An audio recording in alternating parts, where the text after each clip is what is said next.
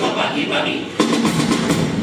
Yo de mi suegra me voy a deshacer, pero sin ti ni asesinato ni nada pues, ni a comprarte ni a comprar lavadora.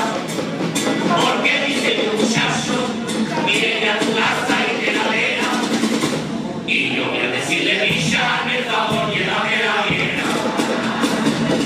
Después de limpiar por día, pimpa, pimpa, pimpa, el suelo con alegría, pimpa, pimpa, pimpa, que deja mi casita de plata, como los chorros del oro, como que venga, y si tanto y a mi cari lo que aquí sopera, cuidadito con la baby, no te vayas a preparar.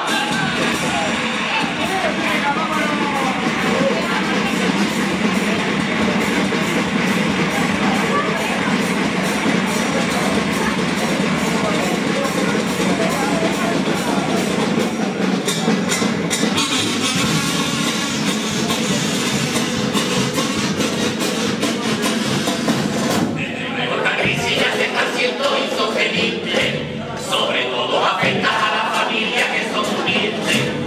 Yo le digo al panadero, al carnicero y el carnicero al pescadero. Vamos a perdonarnos todos, vamos a empezar otra vez de cero. Esto pa' ti, pa' mí.